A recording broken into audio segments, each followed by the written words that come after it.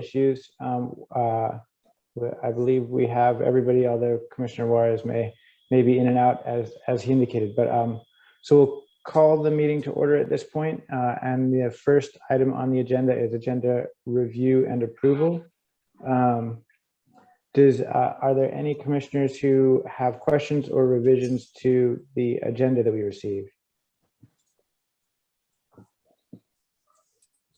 Seeing none, at this time, the chair would entertain a motion to adopt the agenda. So moved. Seconded. All right, we have a motion and second. All those in favor of adopting the agenda as presented, please signify by saying aye. Aye. Aye. All those opposed say nay. Are there any abstentions? Hearing none, the agenda is adopted. Next item on the agenda is minutes approval. The minutes from the last meeting were sent out. Are there any questions or edits to the minutes as proposed? Seeing none, at this time, the chair would entertain a motion to approve the minutes from the last meeting. So moved. All right, we have a motion. Is there a second? Second. Moved and seconded. All those in favor of adopting the minutes from the last meeting, please signify by saying aye. Aye. All those opposed say nay. Are there any abstentions? All right, the minutes from the last meeting are approved. Next item on the agenda is public comment. Is there, Elsa, do we have anybody who has signed up for public comment? We don't have anybody, but I we reached out to and had I should say I had one meeting with the Redistricting Justice for Washington Coalition, and they are putting together a memorandum for the commission, and they're hoping to have it ready by next week about their input and things that they want to see on the outreach as the commission's putting it together. Also, we received, so I'm giving you the heads up to know that people are starting to want to hear and want to have influence in the process. Also, and I believe there is actually a hand raised. Is there hands raised? Is it Andrew?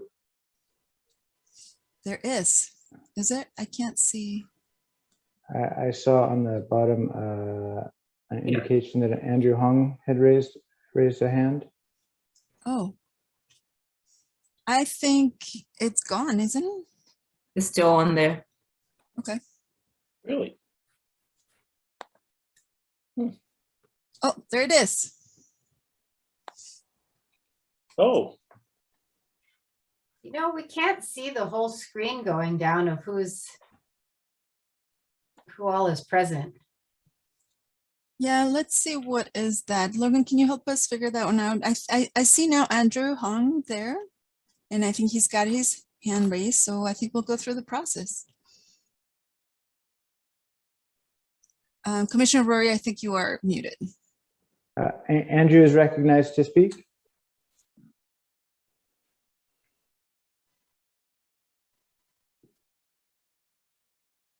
Hi, yes. Go ahead. Can you hear me? Okay, awesome. Thank you. Thank you for the opportunity to give public comment. Yeah, I think I met with Elsa last week. I'm from the Redistricting Justice for Washington Coalition as a statewide coordinator. My name is Andrew Hong. I live in District 2.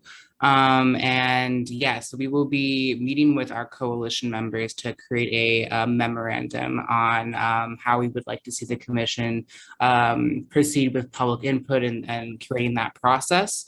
But I agreed to come on today to give, I think, two kind of more timely requests for public input in the commission process. So Elsa informed me that you all will be releasing draft maps before any of the public input events. Two notes on that. One, because psychologically and just for people engaged in the process, when people see like maps, like a map proposal, especially from like the commission, like such an official map proposal, they tend to kind of lock into their heads like that is kind of like the default map. And that can like, hinder with true public comment and like community input from residents of Seattle. Kind of independent from those initial map proposals. So we would like to see the commission release multiple map proposals, try to like mitigate that effect of like having people locked into one map, or see that as kind of the default. So maybe at least 5 to 10 draft map proposals where folks can kind of like choose from a menu, like I like this part of map A, or like map C the best, or that part of map D. I think that will help the public input process when that gets started. And my second comment is we think the commission should have an online portal before even these map proposals are released for folks to give community input, to talk about their communities.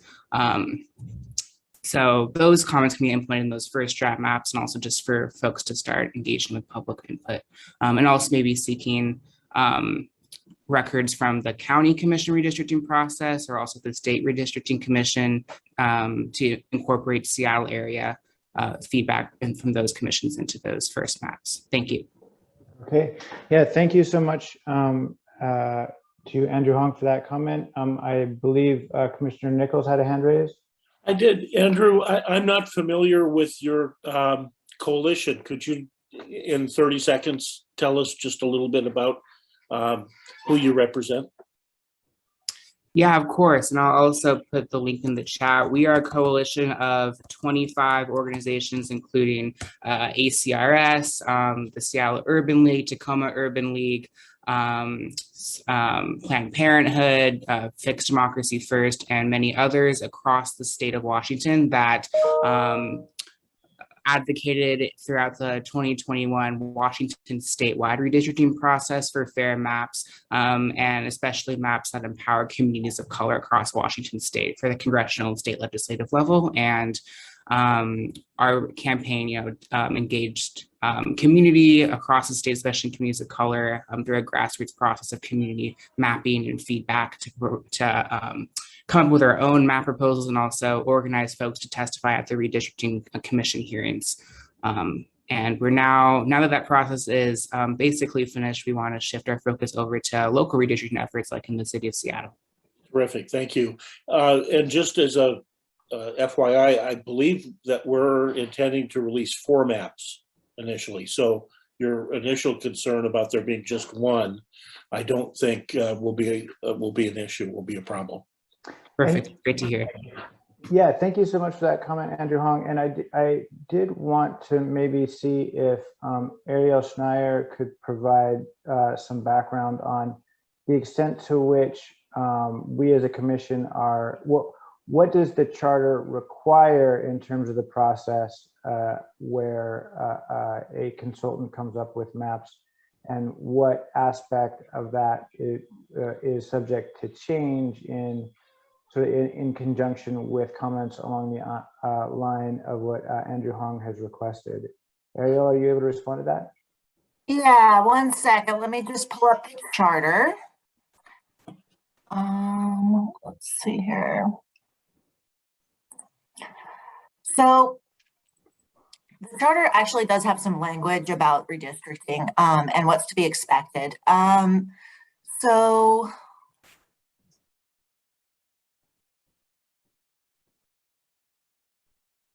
sorry, give me 1 second. I'm scrolling.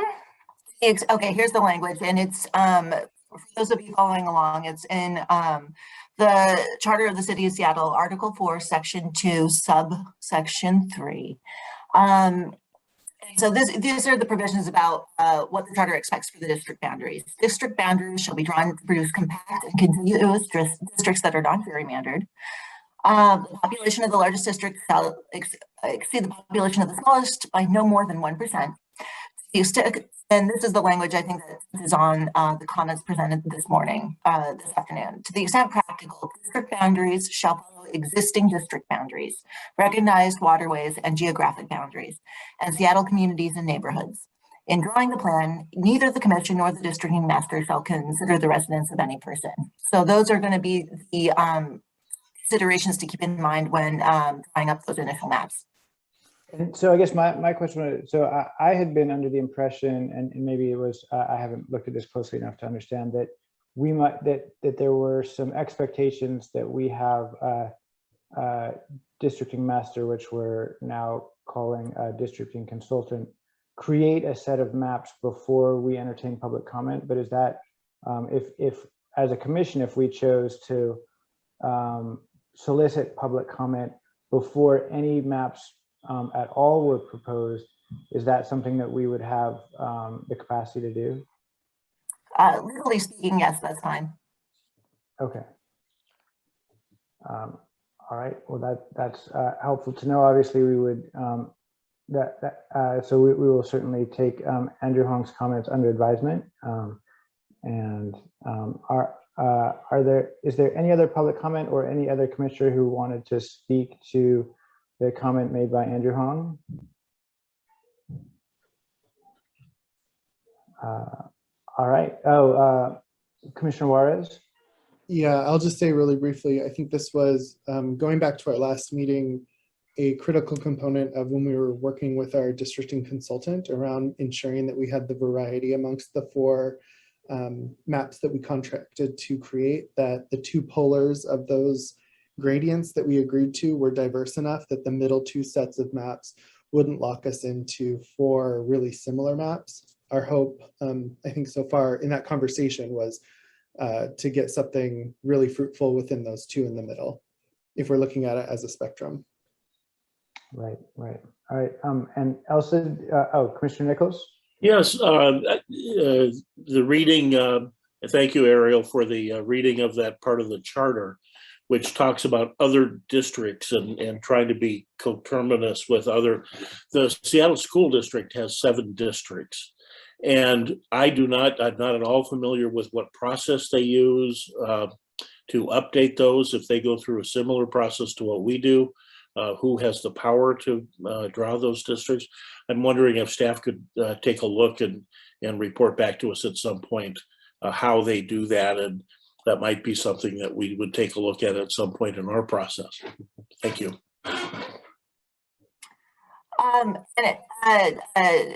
Commission Chair, if I may, I think the section I was reading, I don't think mentions other districts, but it does mention existing district boundaries. So that's the language, that it shall follow existing district boundaries to the extent practical. Thank you, Councillor. My request stands. And Elsa, did you have a comment related to this line? Yes, and just to that, and then also I had another comment, but yes, Commissioner, we will be having, and we're putting together a specific session just on redistricting, and I will include the school districts and how other district process works for sure. Thank you. We'll do that. I wanted to also take, I don't know if I can talk, say about another public comment. We are expecting another memo from the Central Area Neighborhood District Council. They actually had a meeting last week, and their main topic was redistricting. And they have a lot of comments and concerns about keeping the district together, and they have very specific suggestions. So they are inviting the commission to either come to one of their meetings. And so what I committed was to reach out to them directly to see what, how can we incorporate that into the outreach plan, either the commission go or we can make it happen. That would be for in the next month. There are several comments that they're going to be coming in terms of like where the line goes and how to keep the communities together. Great. Sorry, what group was that really quickly? It is called the Central Area Neighborhood District Council. So the city used to have these different bodies in the past, and now some of them stay, some of them are not. I'm familiar. I just missed I missed it when you said it. Thank you. Yeah. And who was the one before that? The Washington, there was a different organization? It was the same from where Andrew spoke from. I just didn't know they were on here. The Redistricting Justice for Washington Coalition. Oh, they're putting in a memo as Mhm. well. Yeah, oh, gotcha. Great. All right. Well, and I'm sure as we progress, we will have more and more robust public comment. But I think that is the public comment for today. And just, is there anyone else who, please raise your hand if there are any additional public comments? Seeing none, I think we can close public comment and move on to commission's principles and priorities. I'm going to be sharing my screen, but this was a request we had from a last meeting to spend some time as a commission to define what are those priorities in which the commission is going to be working on. And can you tell me if you're seeing my screen? Yes. And so we will spend the next, I think 30 to 40 minutes just going over what are those principles, what are the priorities, what are the things that you as a commission want to prioritize, and what do we need to make that happen? So Commissioner Chair O'Sullivan and I are going to be facilitating this conversation, and this is an opportunity to just share all the concerns, comments, thoughts, and ideas that we've been having. Some of you, we've been having them while doing check-in, administrative check-ins. So we'll have some time to think about what else are we missing? What else do we need to make sure that the commission's work happens? So as a way of summary, is that okay if I just start with that? Any questions before we move on? Yeah, and are you able to put this in presentation mode so there's Yes. Can you, is that big enough? So this is a simple chart that says, so what do we need for redistricting? And there's like basic things, and this is our opportunity to, this is where the materials are put together also for the public. What is needed? We need the census results, which we have. We need a commission, which we have. We need mapping and tools and technical expertise, which now we have hired a consultant to do this work. And of course, we need the public participation. And so these are the elements that together will get us to the next step. The next thing that we need for redistricting is the basic rules. And as Ariel just read them before, these are the basic criteria that we have, which is that they must be compact and contiguous, and they're not gerrymandered. They have approximately the same population, that they follow existing district boundaries, recognize waterways and geographic boundaries, and recognize communities and neighborhoods. Some of this are up for interpretation, and that's why we have council here to support us with some of them. But also we have a lot of other ones that are up for interpretation, specifically when it comes to recognizing communities and neighborhoods. And with all of that, that's where we need your input and decisions on how are we going to go about making these decisions. I've actually got some feedback in my meetings where some people wanted to know how the districts came about the way they are and if they have been working. And so that's another piece of research that we have to do. And believe it or not that easy, but we will do that and probably work with Dennis on doing that as well. This is part of my presentation. We have the commission, which is very exciting. And for a whole year, we were saying names, and now we have everybody. You've gone through a process of not only being selected, being appointed, and then appointing and selecting a new member, revising, hiring a new consultant to do our technical work. And we are in the middle of deciding a budget, the outreach plan. So it seems like all pieces are in place to start the actual work and to get to the public. So our next piece is, and I'm going to let Commissioner Chair Rory talk about our next piece. Yeah.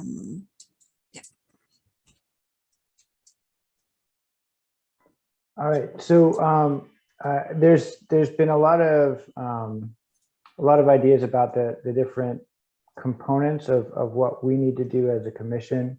So there's a list of words on this slide that I think are words that we've been using as we talk about our goals for creating districts: transparency, public communication, racial equity and representation.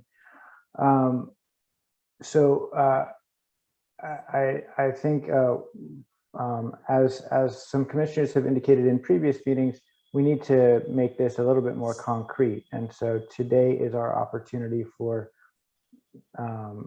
maybe talking about what are the steps that we're going to take to actually implement these principles, or what do these principles mean in practice.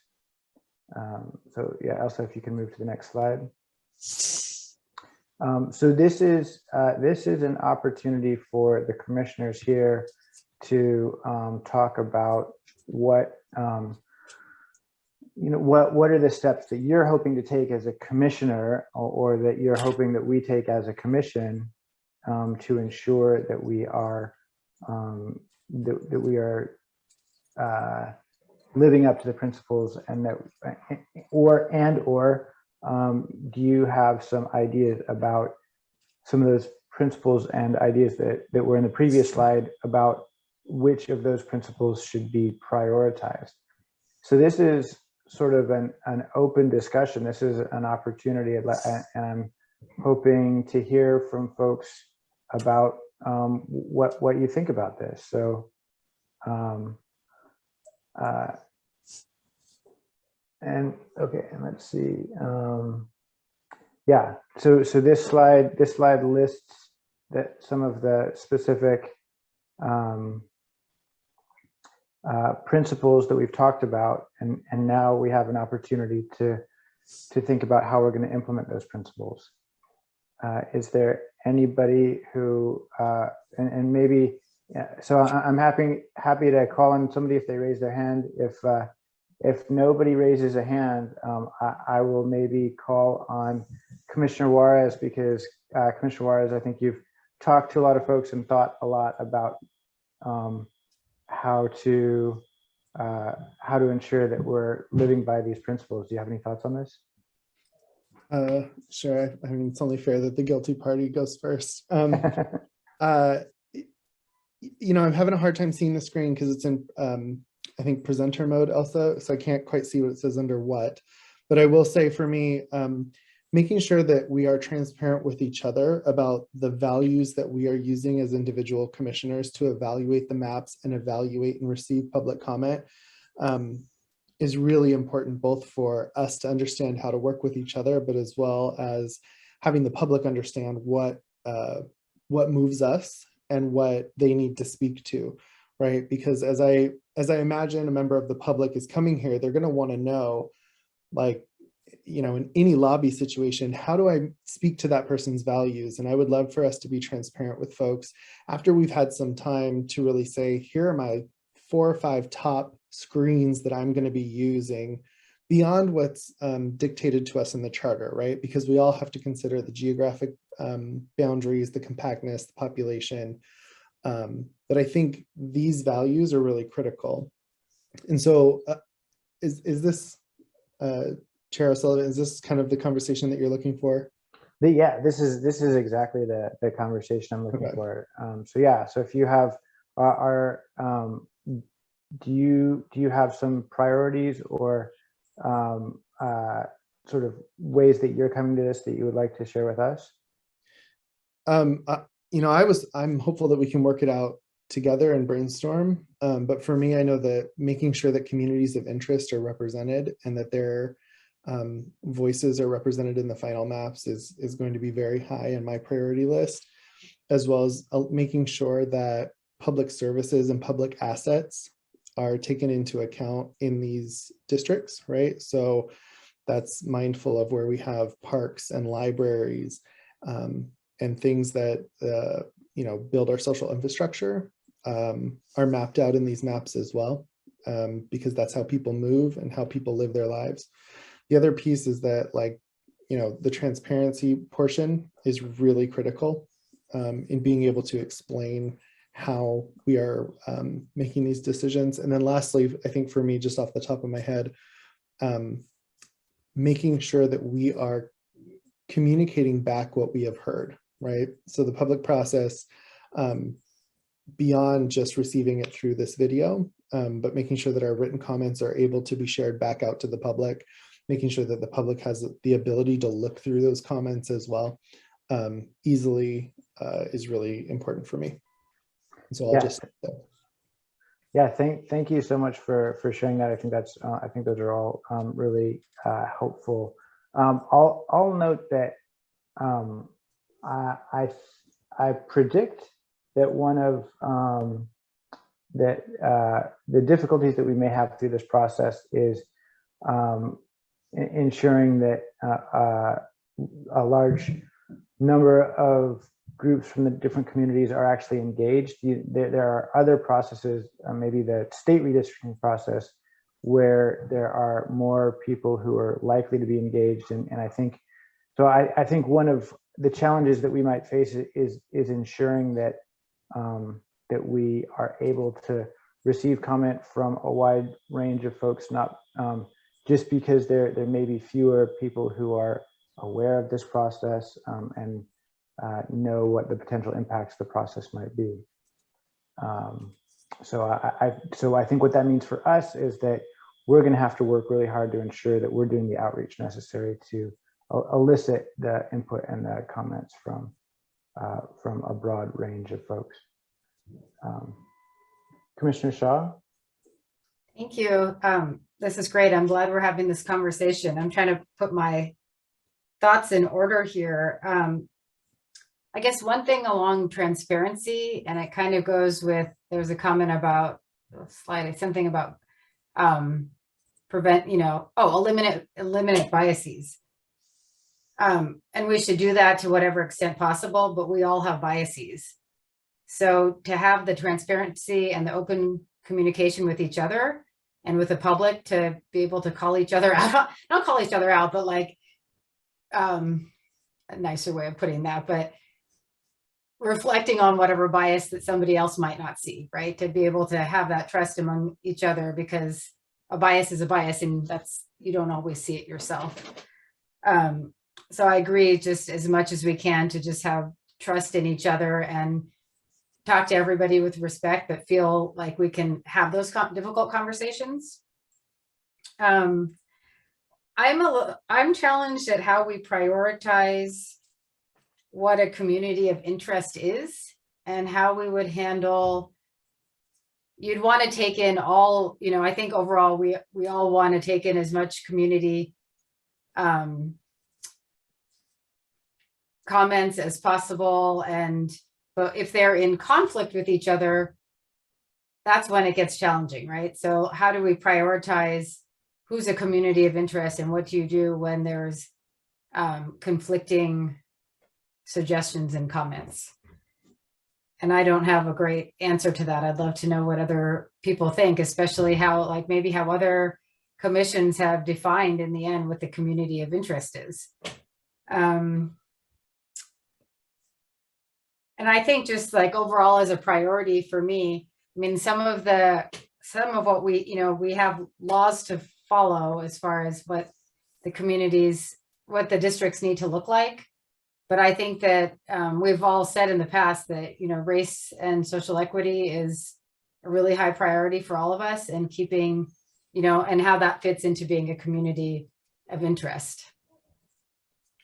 I'll pause there. Yeah, thank you so much for your input, Commissioner Shaw. Commissioner Nichols, do you have some thoughts or comments along the lines of the principles that we're thinking about? Sure. I like them. I think they together form a nice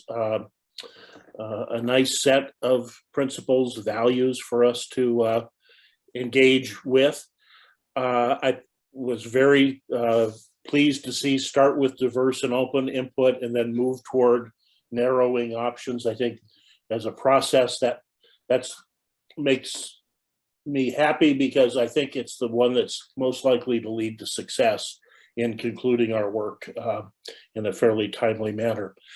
I will say that eliminate biases to me has a couple of different meanings. I have a bias. My bias is if it isn't broken, don't fix it. And so to the extent that the current boundaries have worked pretty well, I would have a bias against massively changing them on people who now have had experience for the last few years in a district, being represented in that district and engaging with neighbors in that district. So that's a bias. I don't think that's a bad thing. I just think that's a position of value that matters to me. And so I think instead of eliminating biases, I think we should just put them on the table and talk through, kind of what our feelings are on these different ideas that we're going to come across when we see actual maps before us. So bias, yes, we don't want, there are certain biases we certainly don't want, but we all come to the table and we were asked to serve because we have opinions and we have ideas and we have experience behind us. So moving toward consensus, absolutely. And I think I'm very encouraged in the decision-making processes that we've gone through, that I think we've done well on that regard. We haven't always agreed point by point, but we have been able to come to agreement unanimously, I think, in most cases. And I think that bodes well for the future. So I certainly agree with that. Shared leadership, I think clearly in a group of 5 of us, that's inherent in our process.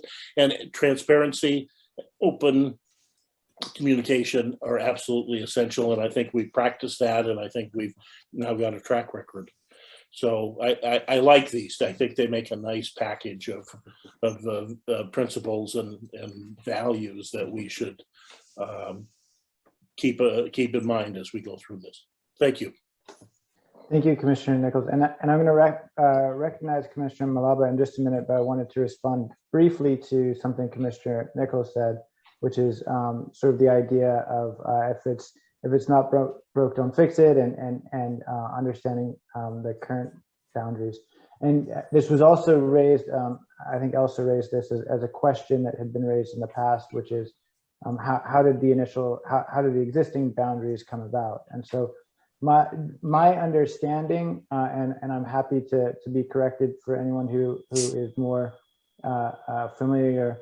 So in 2013, there was a group of citizens who filed a petition to create district boundaries and to create the process for redistricting. That group of citizens who collected signatures to put this measure on the ballot, as part of that initiative, actually drew the initial boundaries. So that it was that group of citizens and whatever biases or predispositions they had going into the initiative process who created those boundaries. So that's, I'm not casting aspersions on that group of citizens or anything, but just acknowledging that's how the current district boundaries came into existence. Yeah. And again, the citizens of the city of Seattle passed that initiative and which created the district boundaries. And so that's where we are today. I'm certainly interested in input from Commissioner Malaba with respect to our principles throughout this process. Thank you, Chair. And I didn't want to start off with the response to specific points, but I will respond to the eliminating the biases point. I think the emphasis there is not just the positions that folks come with in terms of if it's not broken, don't fix it, but it's more the implicit bias concerns that often show up, especially as it relates to how we fully integrate racial equity. So when I read eliminating biases, one thing that comes to mind is implicit bias, and how do we elevate those biases and make sure that we don't have any blind spots. So just wanted to highlight that point. But in looking at the principles, starting off with transparency, really appreciate that we're having this conversation, because I do think that our success will really be underpinned by how much transparency we have internally and how much collaboration we have as a commission. So appreciate that specific principle overall. And I think that's transparency not just within the commission, but it's also transparency with the community on how the processes will move forward. The other central principle for me is, as many have shared, really the racial equity component and the representation being incorporated in all aspects of the work, from the time we're looking at the draft plans to the time that we are engaging communities. And that inclusion, to me, goes beyond just the who is being reflected in a map. It's also who is being engaged very early on. We have communities that historically have not been engaged or been at the table when such decisions are being made. And I think it's important that we make this process accessible. And then moving on to the next point, which talks about demystifying the technical expertise piece, very related to that engagement part, where processes like a redistricting process happens in the backdrop, and many people will not be aware of the process, in particular, people who historically have not been at tables where such decisions are being made. So as much effort that we can make to really include those communities that historically have not been at the table, but also use the simplest of language. I think we go to graduate school, we spend so much time talking about the commitment to really use the simplest language, but when it comes to practice, we need to be even more intentional in what that looks like. And that's not just the simplification of content, it's also the language access piece, which I think is very important for many communities that will likely make up some of what we would define as communities of interest. So I think in exemplifying that in terms of enhancing language access and the simplification, we're also living up to our commitment of supporting communities of interest. So I think those are the key points that I wanted to emphasize, but I also wanted to just appreciate the moving towards consensus piece, because I think that would help us all overall as a commission and the shared leadership component. Thank you so much, Commissioner Malaba. I think it's good to have everybody's perspective. One question that Commissioner Shaw raised that I'd certainly be interested if anybody has a response to Commissioner Shaw is when we've identified more than one community of interest and those multiple communities of interest conflict, does anybody have ideas about how to navigate those? Commissioner Nichols? That's why we're getting paid the big bucks. We're going to have people who disagree or have different opinions on how the ultimate district should look, and that's kind of our job, is to go through those, try and put our best judgment and shared judgment to resolve those. I hope we have some cases where people disagree and have strong feelings on their disagreements. That would mean that we had been successful in engaging a broad spectrum of our public, and then that's kind of our job, is to figure out, of those competing thoughts, which are more important to reflect the spirit of the city going forward. Great. So I think this has been a really valuable discussion. Elsa, did you have other ideas or thoughts that you wanted to elicit during this discussion? Thank you for this. There's a little bit more in case we had some time, which was, what do you want to hear specifically from the public at this point? And that it has to do with communities of interest, and what do you or the people in the public identify as their community. I think it would be really important to start with those questions that you want to ask right off the bat, so we can, as we engage with community-based organizations, our community liaisons, and our general public, what do we want them to answer, or for the commission to be in discussion. So all I wanted to say was that we took this principles from all the minutes and conversations that we've had since the very beginning. So this all came from all of you. It sounds like it's reflecting some of them. Is there anything that needs to be added? I took note on some of those who need to be tweaked. If there's anything to add to this, as we move on, we can assure to include them in every time that we present to the community, and then we can come back to as we're making decisions and plans for actual implementation of our outreach. Commissioner Shaw?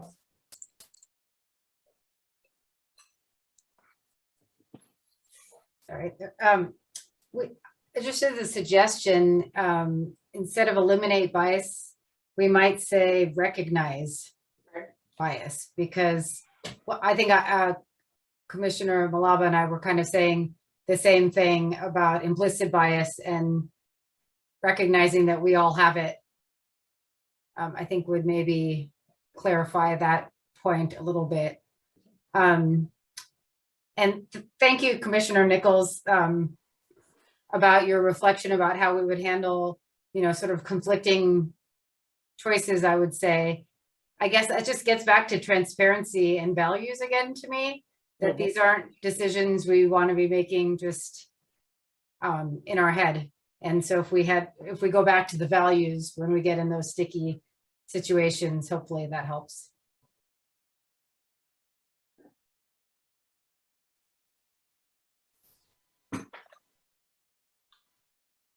All right.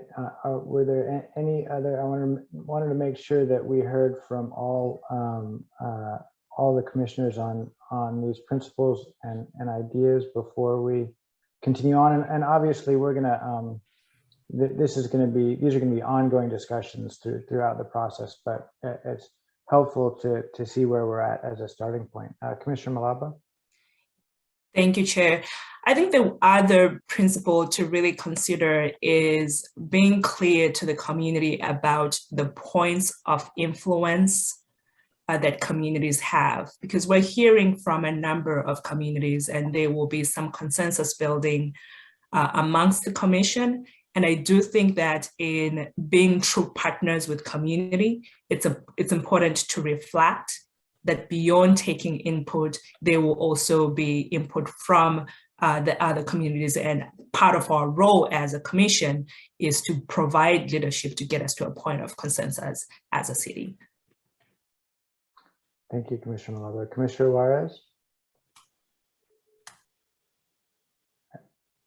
And I think you're still on mute. Figures. My hope is that we can be really clear with folks, and I hope that we do have a discussion at some point on this, maybe not today, but for another meeting around when we hear from people and we receive their public testimony, or we receive their insights, whether that's through the website or others, about being really clear that we are hearing from an individual, representing an organization, and we never hear from community singularly, right? We hear from community as a kind of a sum product of a bunch of different data points. And so I want us to be really tight with how we use the word community, and that we have heard from community. When a great example might be a coalition can come talk to us. That coalition is representative of organizations made up of community members, but it is not necessarily always representative of community, right? They can be mutually exclusive. And how we talk about that input is really important, because we will be leaving folks out and be making an assumption that then becomes our practice around that data as concrete factual truth. I hope that wasn't a little too meta, but it's super important, especially as more and more organizations and organizations with vested interest come to us with maps and proposals and whatever. Yeah, thank you for that recognition, Commissioner Juarez. I think that's definitely helpful for us to be thinking about. I think so. Elsa was beginning to move us to a discussion about what we want to hear from community and from community members. And I believe in later on in this meeting, we're going to be hearing a little bit more from the folks in the Department of Neighborhoods who do this kind of work. Is that right, Elsa? Yes. So is before we move on to that, are there any additional comments from the commissioners, or would now be a good time for us to move to this discussion? I'm not seeing any additional comments. So Elsa, did you want to move us on to this discussion? Yes. So after this, we'll be having our community liaisons program manager talking to us about what the program is. And we're hoping to bring as many people as we can so you understand the programs and everyone who we're going to be reaching out to. But I took some notes from some of the different processes, state and county and other parts of the country as well, of what people ask when it comes to communities of interest. And some of this are sentences that came from those processes, questions that you may want to ask right now to the public. What is your community? How do you define it? So this would be like the first questions that we have as we go into the different groups and communities. Open-ended questions tell us about, if this districts could be better, if they represent your communities. And then I have another one on how do you, to the communities, identify and learn about the City of Seattle's communities of interest, and how this prepares maps. If we're going to go with maps to the community, impact communities and neighborhoods. So those are like the three general areas of topics when we will have, when we would approach the public for input. Let me see. We're going to come, this is like the data that we have right now. We'll have it more detailed once Dennis is showing us a lot more of his work. But this is what we're going to be coming up with. This is what it is now. This is the type of changes we have to make. We can see some of the tension areas where things are going to have to change. These are some ideas of how can community also help. Also, I'm sorry to interrupt. Is there a way to have the slides in a different mode where they're a little bit larger on our screen? Let's see. You can't see that. I don't know. I don't know what you see, which is not. So what I'm seeing the current slide on the left and then the next slide on the right. And the current slide is a little bit small because of the fact that there's room for the next slide. So if it's possible to have just the current slide on the screen, I'm not sure. Let me see if I can do that.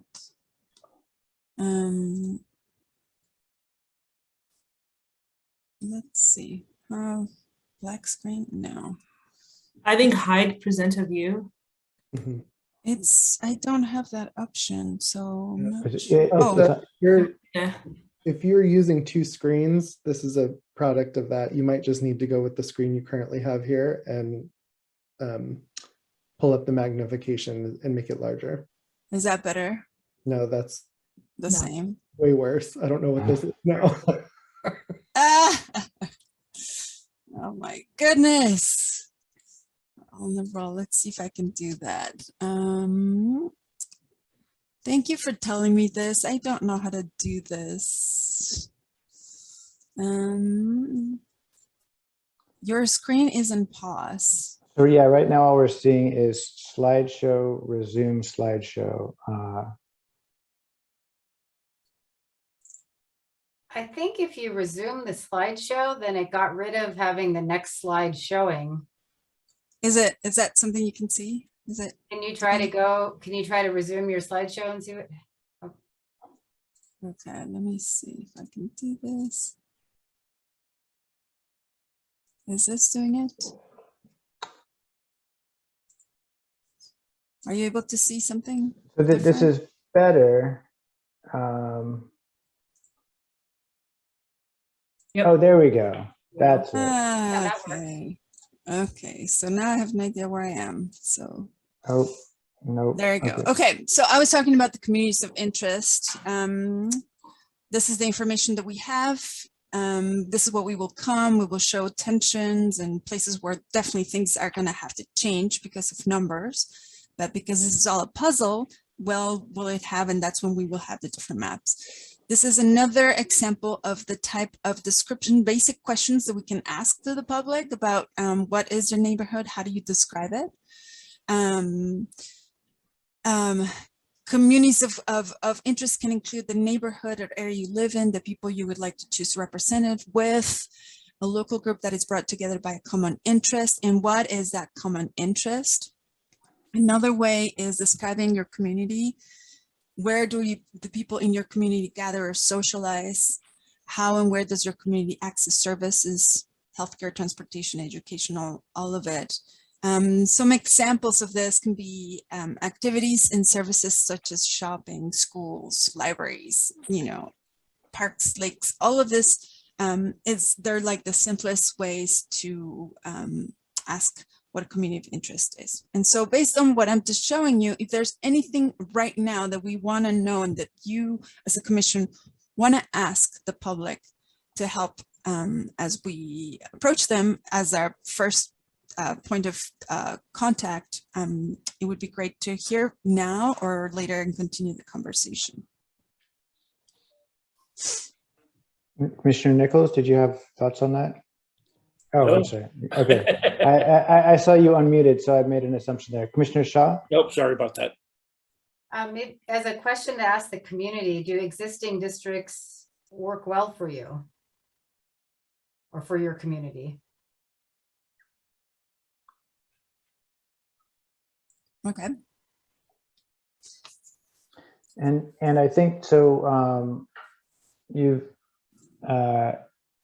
You noted how do you access current services, and so I think understanding that school district boundaries or school boundaries, presumably that's one of the ways that communities access services is through the schools that they attend, and so understanding how those district boundaries are drawn and where they currently lie is probably going to be useful information for us.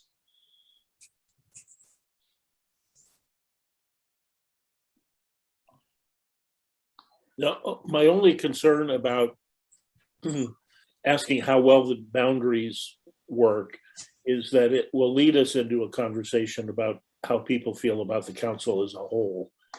And I'm not sure that's a very productive avenue for us to pursue. So how we ask that, I think we should give a little bit of thought, how to ask it in a way that it'll focus on the districts and the communities of interest, as opposed to how do you feel about the current council's direction. That's a really good point. Thank you. Point taken. Any suggestions on how to not go there? Not a one. I am sorry, but good luck with that. Or do other people think that's a valid question or thoughts? I think inevitably we're going to have some input about the current city council, and I think that's I don't think that's necessarily a bad thing. I think thinking about how the current boundaries result in how members are elected is part of the process. I mean, obviously our goal is to ensure that communities and interests are well represented, but I think as part of that we're naturally going to be there will be input regarding the current city council. Yeah.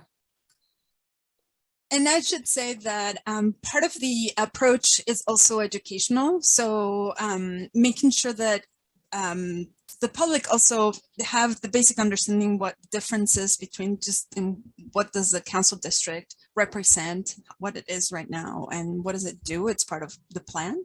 And so if this is okay, what we're going to be discussing in our next piece is the outreach plan, that it's going to include a survey, focus groups, the community sessions, and also finally the district forums. But on that survey and first approach to communities as focus groups, we will probably be asking these questions.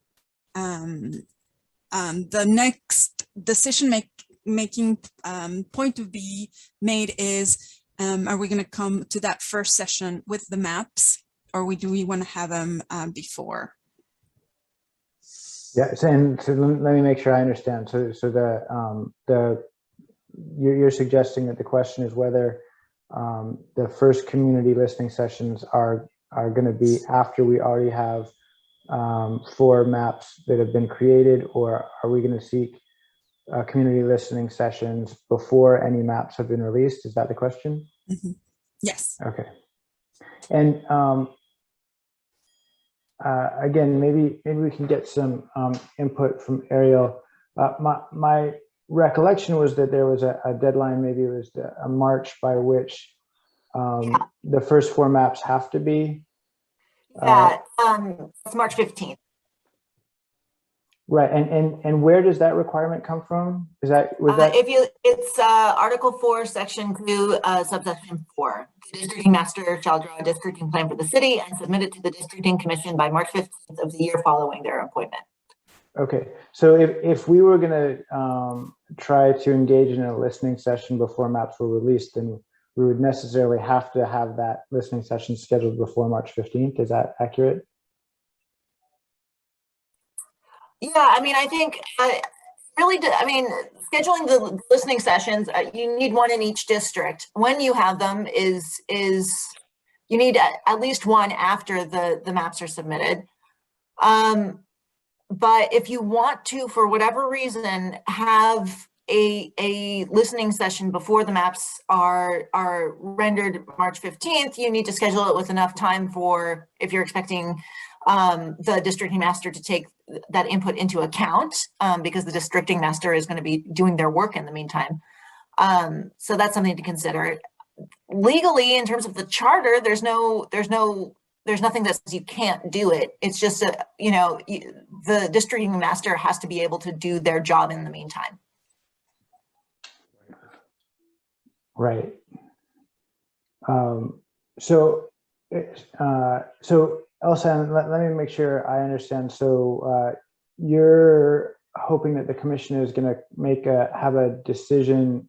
Is that at today's meeting or at the next meeting about whether to schedule a listening session prior to the March 15th deadline for the first set of maps to be released, or what's the decision point that you're looking at?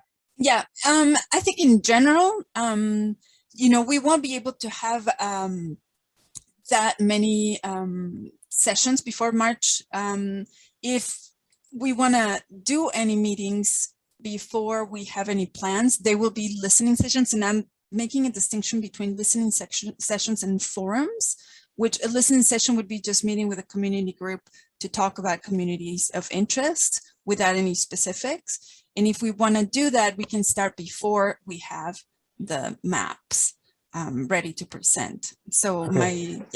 And so let me try to frame this. So I think up until this point, or up until the last couple of meetings, that the assumption has been that the districting consultant was going to create a number of maps, that we would take those maps out to the public to seek input, that we would have forums and meetings in each district.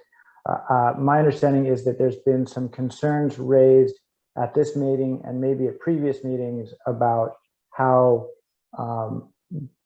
creating maps prior to significant public input might impact the public input that we're able to receive. And so I guess what I would be interested in hearing from the commission is whether there's anybody who is suggesting that we consider reorganizing the process so that we're eliciting input prior to March 15th and prior to the first set of maps being released, or whether everyone is sort of okay with us moving forward based on the this schedule that I think had been the assumption up until this point. Commissioner Nichols, did you have? Well, I think it would be much more productive for us to go to the public with something in hand, with the 4 maps in hand. That gives people something concrete. They will not have been any decisions made prior to that. We'll have 4 maps, one which will start with as close to the status quo as we can, one that will be as far from that as we can get within the screen, and then a couple in between. And that, I've always found that when we listen to the public, if they have something that they can see, feel, touch, and consider, the comments are going to be both more plentiful, because people will have actually something to react to, and more helpful in making the decisions. So I thought that was a reasonable way for us to proceed and continue to think that. I think if we go out with nothing, we will have a few interested, already well-connected groups that will come to us with their ideas, but I think we will not have engaged a larger part of the community. And so let me maybe frame it this way. My thought is that there isn't necessarily a motion or a decision that would have to be made if we were going to proceed as planned. If there is interest from the commission in holding listening sessions prior to March 15th, then we might want to consider a motion and have discussion regarding that motion. But I don't think we necessarily have a decision point unless there's ideas about proceeding under a different schedule. Commissioner Malaba, do you have thoughts on this? Yeah, I concur with Mayor Nichols on this. I think we would be far much more productive moving forward with requesting the consultant pair the RFP to present us with the 4 alternatives that were indicated to be in the plan at the last meeting. And I think we've emphasized that we want this gradients of the 2 options in between, and then the other 2 within that 4. And that should set us up for a tool to actually engage community rather than trying to do some engagements before March 15th. I would be surprised if we could reach a number of groups between now and March 15th. I think the time is limited in terms of the ability to engage as many groups as we can by that date. Commissioner Juarez, do you have thoughts on whether to conduct listening sessions prior to the the release of the first 4 maps?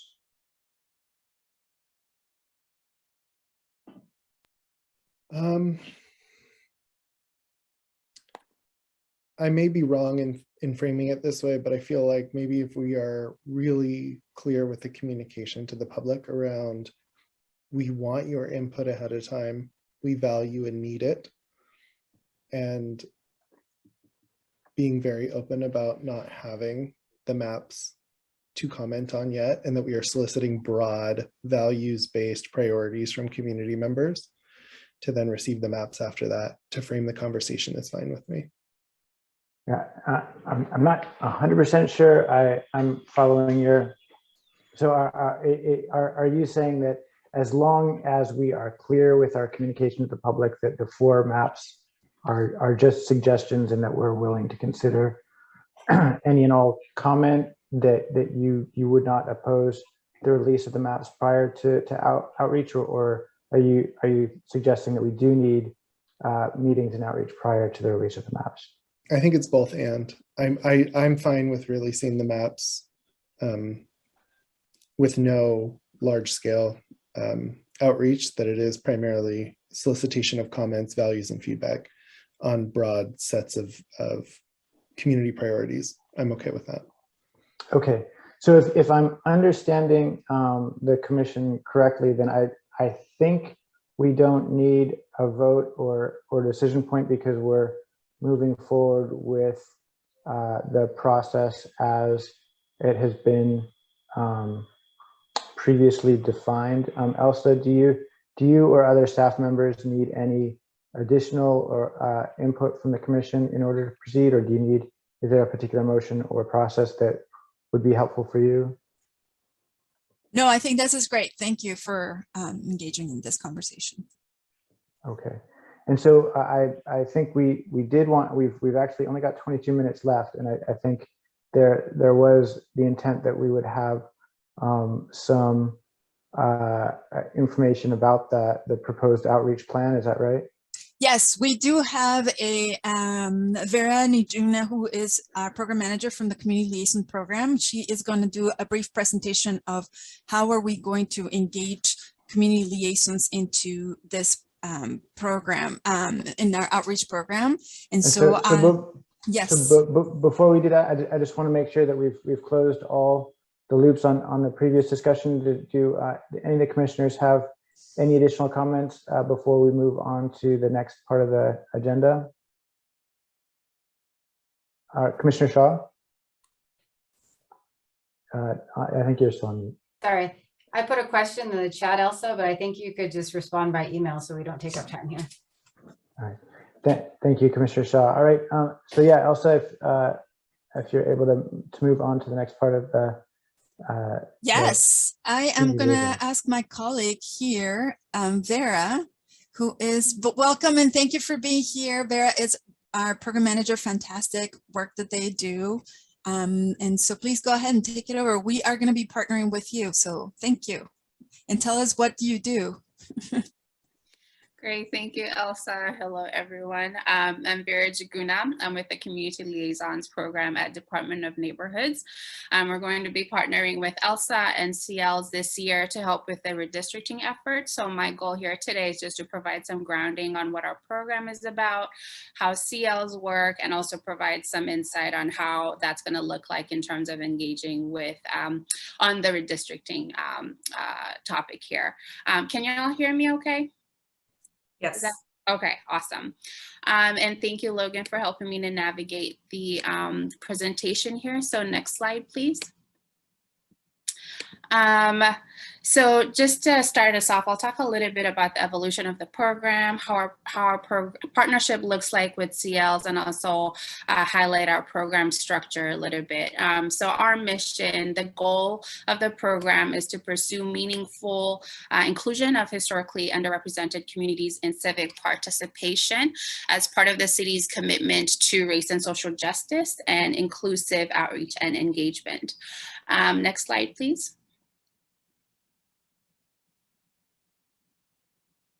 A little bit about who we are and the history of the program. So in 2009, the City of Seattle adopted the Trusted Advocates model, which was spearheaded by the Annie E. Casey Foundation during neighborhood planning updates in Southeast Seattle with the anticipation of the Sound Transit Link Light Rail.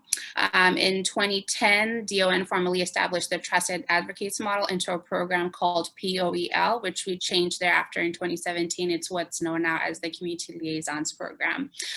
Presently, the program exists under the CELD division under DON. Last year, we partnered with approximately 45 CLs representing 35 different communities and languages. Next slide.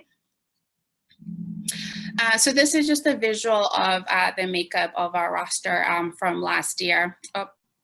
Yeah, there you go, Logan. Thank you. So CLs are representative of various language communities, but not solely language communities. They're also inclusive of community groups such as youth, seniors, the unhoused, people living with disabilities, to name a few. And with each year, we reevaluate our roster to ensure that we are representative of the communities. So as a staff, we look at our roster, see where the gap areas are, and kind of coordinate and reach out into the community to get those gap areas represented on our program. So information is not not missing those communities. Next slide. So a little bit about our core values. So CL core values are centered on key guiding principles. So CLs are trusted, respected, and neutral members of their communities. They bring their expertise and their community's needs and concerns based on those trusted relationships. And also in so doing, they serve as a communications bridge between city government and their respective communities. Their values are also grounded in transparency and continual building of trust. And in addition, based on their lived experience, CLs have in-depth understanding of their community's dynamics and also center equity in their work. As independent contractors, they also exercise a level of independence and flexibility in engaging with the city, and also advocate for accountability and quality in programming for services offered to their communities. Next slide. So just as an example of some of the project partnerships that we've done, so we partner with different departments from SPU, Seattle Public Utilities, to Department of Transportation, to Office of Economic OED Development. I'm missing the name on that, but we partner with different departments, and essentially some of the projects that we worked on are ones that focus on long-range planning with multiple phases of outreach and engagement. So this effort on redistricting fits perfectly in terms of how we engage CLs. We also look for project opportunities that aim at community education and outreach about project impacts.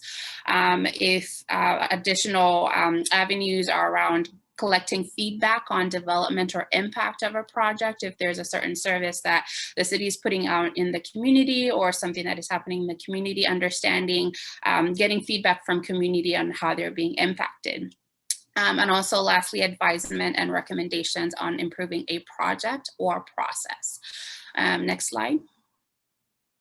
So how it looks like in terms of CLs on the ground doing the work, a big component of that is advising on relevant outreach and engagement strategies. So CLs are really great thought partners because they understand their community's needs and concerns, and they're able to help or partner with the city in terms of advising how to engage with their communities before we even start. So that's why we aim for bringing in the CLs in the planning process as opposed to the very end at the implementation process.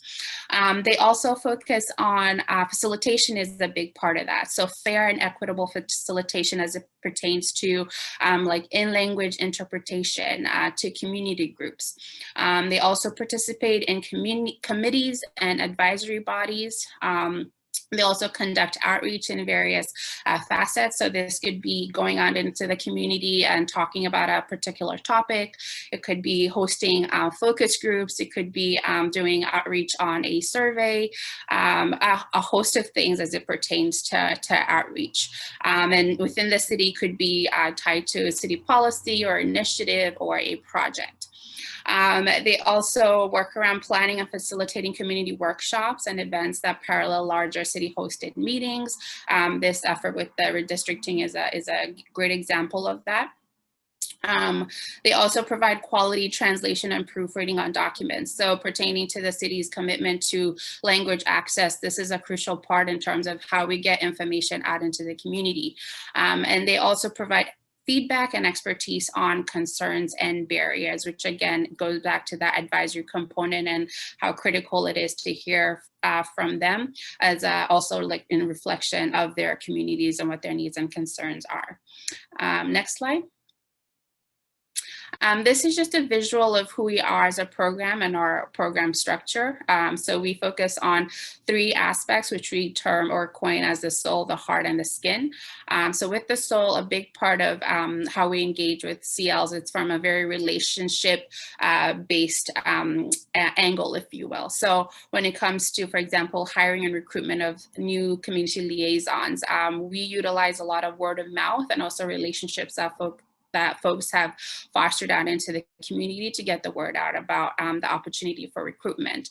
We also do various informal and formal gatherings as an opportunity. With the formal gatherings is an avenue to, bring the CLs in, let them know about what our goals are for the year, but also hear from them in terms of what they're looking for programmatically. In terms of the heart, that is centered on our leadership development. So these are paid trainings that we offer to CLs to help them develop on subject matter expertise. So last year, our team partnered with Elsa's team, and we provided various workshops on topics such as, the nuts and bolts of independent contracting, project planning and management, and importantly, effective community outreach and facilitation, and more so looking at tools for effectively facilitating and gathering community input. With the skin, that is focused on our project partnership. So this is more so our business protocols in terms of how we carry out a project. And I think the next slide will give you more of a informed visual in terms of how that looks like. Next slide, please. So this is just a visual of how our project production plan looks like. So with Elsa right now, we met earlier and talked a little bit more about, what are we looking to, how are we looking to engage community, and how does that look like in terms of how we're bringing in CLs. And thereafter, we developed some deliverables that we tied to our budget estimate in terms of how that would look like with engaging CLs.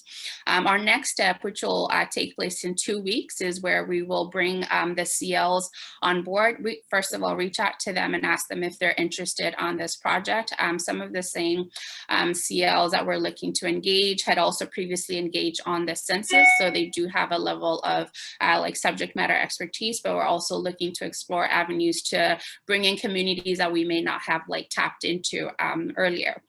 So this will take place in 2 weeks, whereby CLs who agree to join onto the project will attend a project orientation. So this is where they will learn more about what does this redistricting effort look like for this year, but also an opportunity for them to advise on outreach opportunities. Thereafter is where we'll go into project implementation. So this is where they will go out into the community and start conducting all the different deliverables, if you will. So in talking with Elsa, some of the things that we've talked about after project orientation is there'll be some training around what the subject matter is about. There'll be opportunities for meetings. I know we'll be meeting weekly meetings with staff, attending the public forums, and also opportunities for recruiting community members to attend the public forums, if you will, or meetings to learn more. With the outreach component, let me just look at my notes here real quick.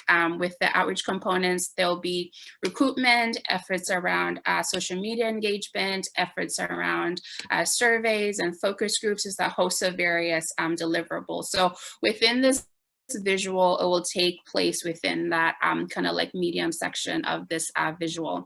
And programmatically, with the different departments and projects that we engage on, we do highly encourage for there to be a feedback loop with community. We've gotten a lot of feedback from community that, hey, the city, you come to us, you ask for information, but then we never hear back from you. So we really aim to ensure that that feedback loop back to community takes place for them to hear what happened to the information that they provided, and also for it not to be transactional but relational. And then we close out the project with our invoicing and processing and budget tracking for whatever cost and expenses that CLs have accrued. Next slide. And with CLs being independent contractors, that means that they are compensated for their work. And this is just a visual kind of highlighting that. The standard pay is at $75 per hour. For the $100 rate, that's for any rapid response work. A good example of that is some of the work that we've been doing in the past 2 years around COVID response. Anything that is time sensitive or has a heavy lift. And we do have our rates for translation and proofreading. And we also do encourage any partnerships that we have with various project managers or departments to include funds for incentives for community members. So this could be gift cards if we're conducting a focus group or a workshop, if you will, just some gift card, if you will, or incentive for community members. Next slide. Oh, and I think that was mostly what I have for today. It's essentially to just provide some grounding on who we are as a program, how we're going to be partnering with ELSA and CLs. So if you have any questions, feel free to go for it. For myself or ELSA. Thank you so much, Vera. This was very great. If you guys have any questions, I think that this gives you one piece of information of how we are going to be engaging those communities. It's only one of the sections in your in the document that I sent to you that includes how we're going to be engaging community liaisons. So any questions since we have Vera here? I think Commissioner Malawa, yeah, sorry. Thank you. Not a question, but Vera, thank you for the work that you do and for this presentation. I also just wanted to appreciate the look back emphasis that you pointed out, because I think that's very important, and that's where we have an opportunity to continue to be clear on how the input we receive would have been used. The question that I have is around how the CLs connect with the community-based organizations. I assume many of them are representative of CBOs, but just curious as we're thinking of this balance between hearing from one community member and assuming that we've heard from community and wanting to think proactively about their connection to community-based organizations, but also their broader connection to community overall. Sorry, I was on mute. So that's a great question. Thank you. So a big part of how CLs engage with communities based on their relationships. Yeah. So that could be individually in terms of where they live, play, work. But a big component of that is the relationships that they have already fostered with community-based organizations. So it could be relational in terms of the connections that they have with the CBOs. It could be some of them could already have worked in the past or presently with those CBO organizations. But with our CLs, I would say it's very vast in terms of the direct connections that they have with community-based, with community in general, and also those with community-based organizations. So it's twofold, and it's a matter of like painting that picture, if you will, in terms of where those relationships are at. That's really helpful. Thank you.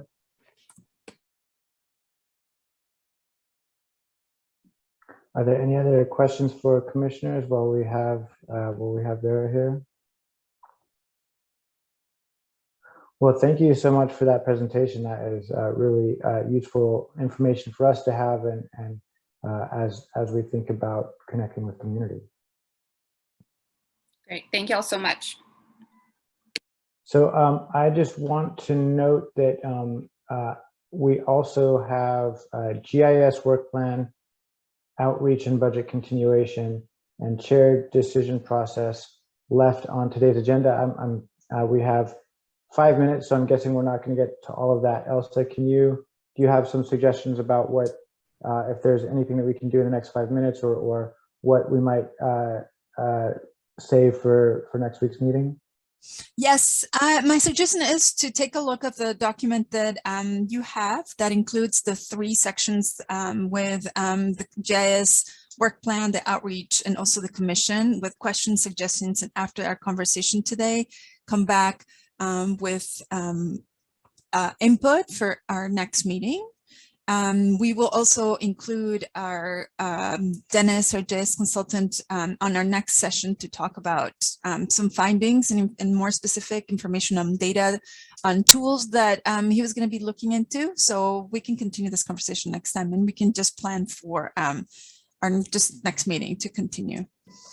Great. And if I can pose just one really brief question to Dennis, which is, one of the more robust discussions that we had at last week's meeting was the possibility of including a tool, having our districting consultant develop a tool and allow for a tool that allowed members of the public to provide their own maps, rather than having them do it through Dave's Redistricting and then providing that data to our consultant. Dennis, have you been able to maybe start that process and get a sense of how that might change the scope of what of the contract that we've already been engaged in? Yeah, thank you, Mr. Chair and Commissioners. I have started that process, although I was set back by being ill a couple days in the past week. But I am meeting with the Seattle GIS staff at 3:30 this afternoon to discuss how that might work, what the possibilities are.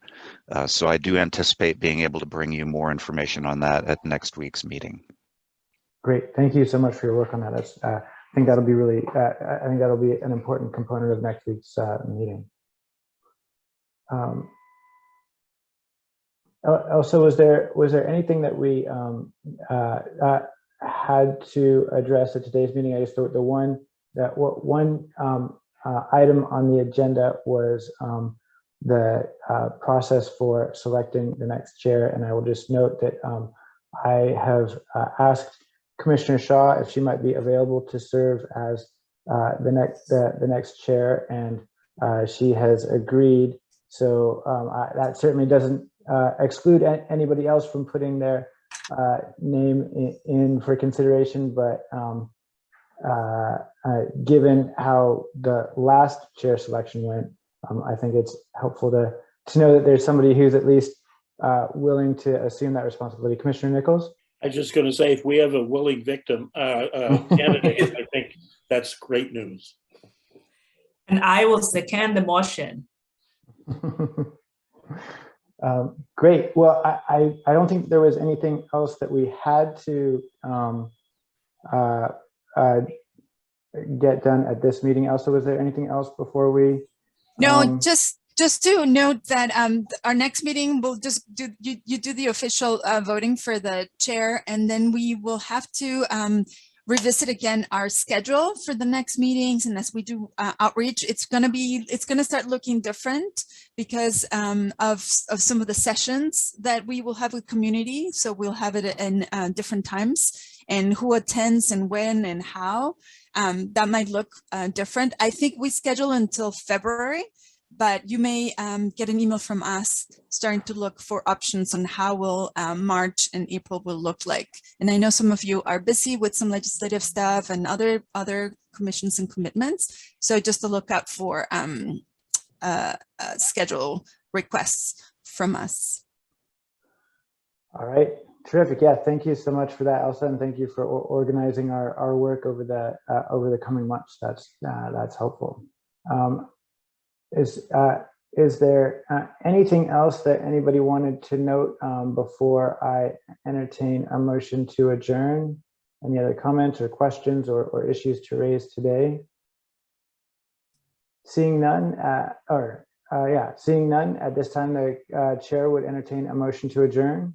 So moved. Second. All right, we have a motion and a second. All those in favor, please signify by saying aye. Aye. Aye. All those opposed say nay. Abstentions? All right, we are adjourned. We have covered quite a bit, and this was a really robust discussion. So thank you, everybody, for your participation, and we'll see you next week. Be safe, everyone. Thank you. Thank you.